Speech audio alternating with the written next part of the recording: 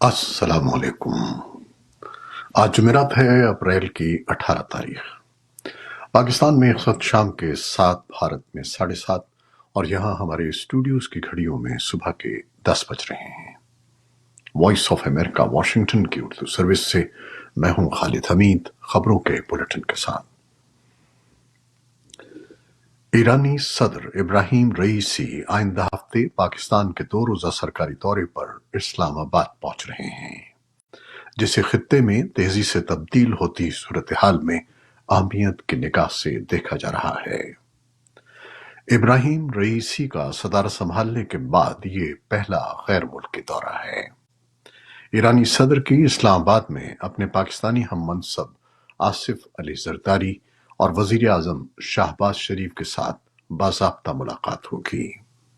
اس دوران دونوں ممالک کے درمیان معاشی اور تجارتی تعاون کے مختلف سمجھوتوں پر دستخط بھی کیے جائیں گے۔ پاکستان کے وزیر خزانہ محمد اورنگزیب نے متحدہ عرب امارات کے وزیر مملکت برائے خزانہ محمد بن ہادی الحسینی سے ملاقات کی ہے۔ ملاقات میں پاکستان نے معاشی مشکلات سے نمٹنے میں متحدہ عرب امارات کے تعاون کو سراہا اور ملک میں ہونے والی معاشی اصلاحات پر انہیں آگاہ کیا۔ پاکستانی وزیر خزانہ نے مشرق وسطیٰ کے بینکوں سے معاشی تعلقات بڑھانے کی اپنی خواہش کا بھی اظہار کیا۔ پاکستان کے وفاقی وزیر خزانہ محمد اورنگزیب نے آج واشنگٹن میں ورلڈ بینک ہیڈ کوارٹرز میں امریکی معاون وزیر خارجہ ڈونلڈ لو اور پرنسپل اسسٹنٹ سیکرٹری الزبتھ ہارسٹ سے ملاقات کی، جس سے پاکستان امریکہ تعلقات کو مضبوط بنانے کا عزم ظاہر کیا گیا۔ امریکی حکام سے ملاقات میں متبادل توانائی، زراعت اور موسمیاتی تبدیلیوں سے نمٹنے کے لیے تیاری پر تعاون میں خصوصی طور پر بات ہوئی۔ وفاقی وزیر نے امریکی حکام کو ملک میں جاری معاشی اصلاحات کے بارے میں اعتماد میں لیا۔ انہوں نے آئی ٹی، قابل تجدید ذرائع، زراعت اور معدنیات نکالنے میں امریکی سرمایہ کاری کے لیے پاکستان میں موجود مواقع کی نشاندہی کی۔ پاکستان کے صوبوں بلوچستان اور خیبر پختونخوا میں موسلا دھار بارشوں، شدید موسم اور طوفانی سیلاب سے متعدد افراد جان دے بیٹھے ہیں۔ ان علاقوں میں گھروں اور فصلوں کو نقصان پہنچا ہے۔ بلوچستان میں سیلاب کے بعد ہنگامی حالت کا اعلان کر دیا گیا ہے۔ Social media platform x نے جمعرات کو کہا کہ وہ پاکستان کی حکومت کے تحفظات کو سمجھنے کے لیے اس کے ساتھ کام کرے گا۔ ایکس کی گلوبل گورنمنٹ افیئرز ٹیم نے سائٹ کے منقطع ہونے کے بعد اپنے پہلے بیان میں یہ پوسٹ کیا ہے۔ اسلام آباد ہائی کورٹ میں جمع کرائی گئی رپورٹ کے مطابق وزارت داخلہ نے بدھ کے روز کہا کہ سیکیورٹی کی بنیاد پر ایکس کو بلاک کیا گیا تھا، جبکہ سندھ ہائی کورٹ نے حکم دیا ہے کہ حکومت ایک ہفتے کے اندر social media platform X تک رسائی بحال کرے۔ پابندی کو چیلنج کرنے والے ایک وکیل معیز جعفری نے اے ایف پی کو بتایا کہ سندھ ہائی کورٹ نے حکومت کا خط واپس لینے کے لیے 1 ہفتے کا وقت دیا ہے، جس میں ناکام ہونے کی صورت میں وہ اگلی تاریخ کو مناسب احکامات جاری کریں گے۔ عدالت کا فیصلہ رواں ہفتے شائع ہونے کی توقع ہے۔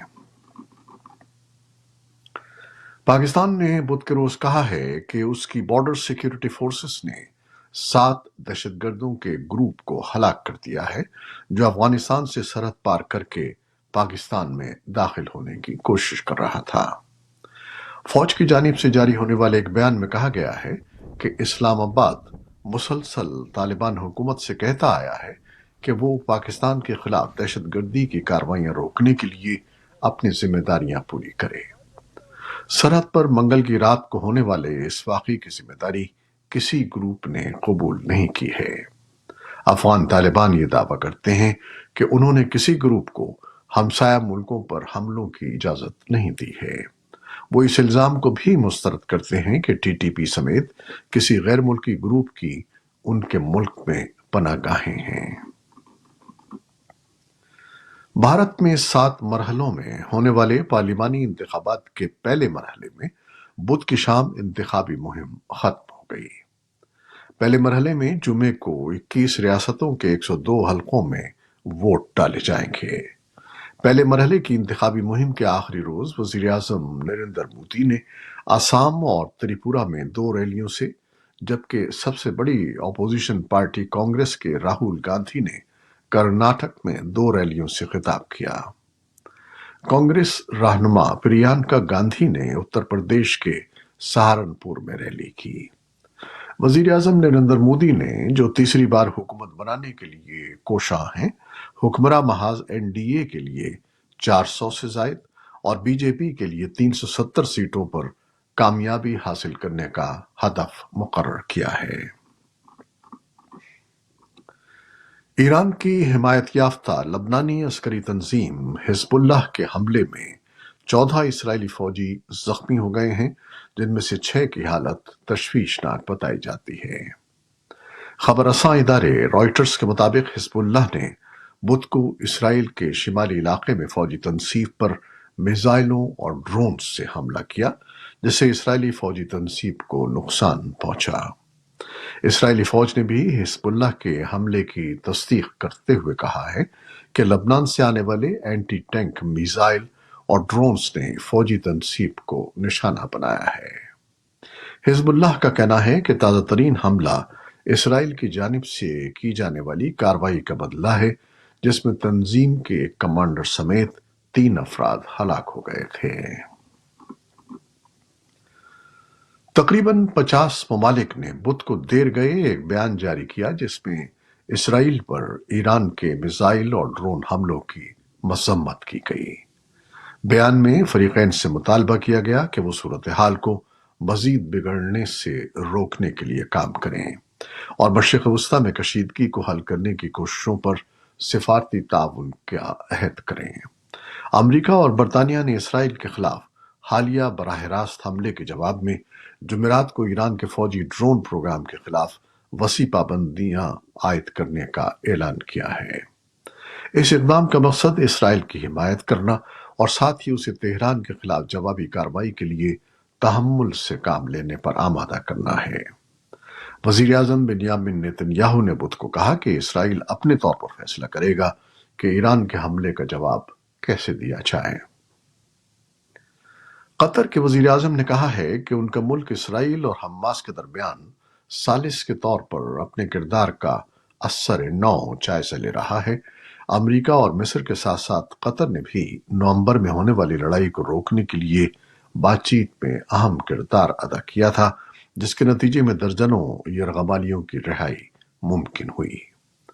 دوحہ میں ترک وزیر خارجہ کے ساتھ ایک نیوز کانفرنس میں الثانی نے کہا کہ سیاسی مفادات کے لیے قطر کی ثالثی کا غلط استعمال کیا گیا۔ انہوں نے اپنے ریمارکس میں کسی ایک فریق کا نام نہیں لیا، لیکن اسرائیلی وزیر اعظم بنیامین نیتن یاہو نے پوری جنگ کے دوران قطر پر بارہا تنقید کی ہے اور حال ہی میں قطر کے زیر ملکیت نشریاتی ادارے الجزیرہ کو بند کرنے کی دھمکی دی ہے۔ اٹلی کے وزیر خارجہ انتونیو جانی نے کیپری میں G7 وزرائے خارجہ کے اجلاس کا آج جمعرات کو آغاز کیا، جس میں مختلف بین الاقوامی بحرانوں میں امن قائم کرنے کے لیے رکن ممالک کی کوششوں پر زور دیا گیا۔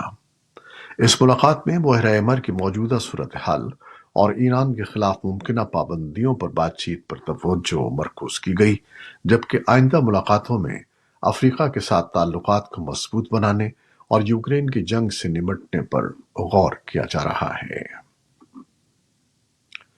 امریکی وزیر خارجہ اینٹنی بلنکن اور یوکرین کے وزیر خارجہ دمیتری کولیبا نے اٹلی میں G7 وزرائے خارجہ کے اجلاس میں امریکی ایوان نمائندگان پر زور دیا کہ وہ یوکرین کے لیے فوجی امداد کی منظوری دیں۔ صدر جو بائیڈن نے بدھ کو کہا کہ وہ ریپبلکن ہاؤس کے اسپیکر مائک جانسن کی طرف سے یوکرین، اسرائیل اور تائیوان کو امداد فراہم کرنے کی تجویز کی بھرپور حمایت کرتے ہیں۔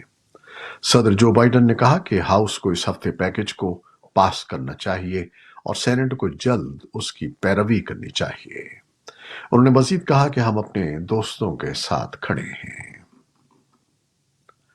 यूक्रेन की फौज ने जुमेरात को कहा कि उसने गुज़श्ता रात के हमलों में रूस की तरफ से भेजे गए तमाम 13 फ़ज़ाई ड्रोन्स को मार गिराया है, जबकि रूस की फौज ने यूक्रेन के 20 ड्रोन्स को तबाह करने की इत्तला दी है। यूक्रेन के फ़ज़ाई हमले का ज़्यादातर हिस्सा दोनों ममालिक की सरहद के साथ बेलगराड के इलाके पर मरकूज था। रूसी वजारत दिफा ने कहा कि उसने बेलगराड के ऊपर 16 ड्रोन्स और 2 मिसाइल तबाह किए, जहां इलाकाई गवर्नर व्याचेस्लाव गलादकोफ ने घर को नुकसान पहुंचने और एक शख्स के जख्मी होने की इत्तला दी है। यूक्रेन ने हालिया हफ्तों में तवानाई के बुनियादी ढांचे को निशाना बनाते हुए रूस पर हमले तेज कर दिए हैं। चीन की वजारत खारजा ने अमरीकी वजीर खारजा एंटनी ब्लिंकन के आइंदा दौरे चीन का खैर मकदम किया है। पॉलिटिको ने रिपोर्ट किया है कि ब्लिंकन 23 अप्रैल को चीन के 4 रोजा दौरे पर रवाना होंगे, जहां वो बढ़ती हुई कशीदगी के दरमियान चीन के आला हुक्काम से मुलाकात करेंगे। चीनी वजारत खारजा के तर्जमान ली जियान ने आज एक बाकायदा प्रेस ब्रीफिंग में कहा कि चीन वजीर खारजा ब्लिंकन को चीन का दौरा करने पर खुशामदीद कहता है। जुमेरात को शाया होने वाली एक तहकीक में बताया गया है कि डेमनीशिया के मरीजों के लिए मुतादिद एंटी साइकोटिक इलाज दिल बंद होने समेत संगीन ज़िमनी असरात के हामिल हो सकते हैं। बरतानवी मेडिकल जर्नल में शाया होने वाली तहकीक के मुताबिक डेमनीशिया के शिकार लोगों में एंटी साइकोटिक का इस्तेमाल संगीन और वसी मनफी नताइज से मुंसलिक है, जिसमें फालिज, दूसरे अमराज और गुर्दों का मुतासर होना शामिल है। और अब एक ऐलान।